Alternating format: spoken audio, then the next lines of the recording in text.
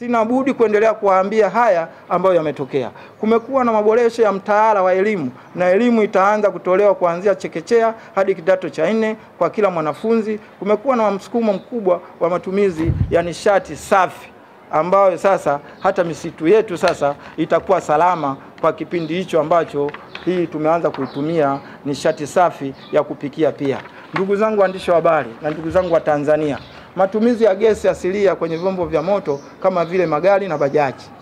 La 4, ustawi wa demokrasia nchini. Ndugu zangu waandishi wa habari na Watanzania mnaonisikiliza, tangu aingie madarakani Mheshimiwa Dr. Samia Suluhu Hassan alitangaza nia yake ya dhati kuimarisha demokrasia nchini na kutoa uhuru mkubwa kwa vyombo vya habari, kufunguliwa kwa magazeti, radio na TV za mitandaoni zilizofunguliwa. Na nyinyi wenyewe waandishi wa habari ni mashahidi, mnaona mnafanya kazi zenu kwa uhuru kabisa.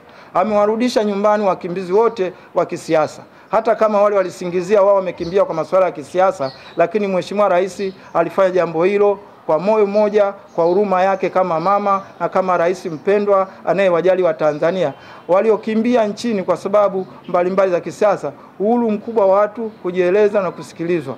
Julai 1, 2022 alitambulisha falsafa yake ya R4. Yaani maridhiano, ustahimilivu, mageuzi, ujenzi mpya. Katika utekelezaji wa falsafa ya R4 aliruhusu mikutano hadhara vyama vya siasa. Ameruhusu pia maandamano ya amani kwa vyama vya siasa vya upinzani, mfano Chadema.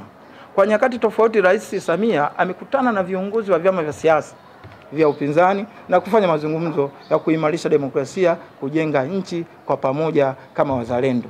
Amekutana na viongozi wa ACT Wazalendo, chama cha ADC, chama cha wananchi kafu, Chadema na viongozi wa vituo vya demokrasia nchini TCD.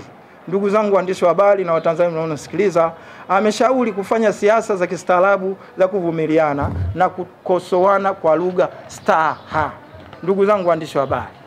La 5, mahusiano ya kitaifa.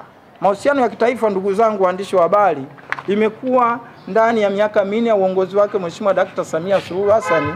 Uhusiano wa nchi yetu na mataifa mengine umeimarika sana. Tumetembelewa na viongozi wa mataifa makubwa duniani, akiwemo aliyekuwa makamu wa rais wa Marekani Harris Kamala. Hivi karibuni tumeshuhudia marais zaidi ya 20 wa nchi za Afrika waliohudhuria mkutano maalum wa nishati ya umeme uliofanyika Dar es Salaam na mkutano wakuu wa nchi wa SADC uliofanyika Dar es Salaam kutafuta suluhisho la mzozo unaendelea huko nchini DRC Congo, kutafuta amani ya DRC Congo. Viongozi wa mataifa mbalimbali kuhudhuria mikutano hapa Tanzania inadhihirisha uimara wa serikali ya Dr. Samia Suluhu Hassan katika mahusiano ya kimataifa. Ndugu zangu waandishi wa habari na ndugu zangu wa Tanzania, nchi yetu imepata heshima kubwa sana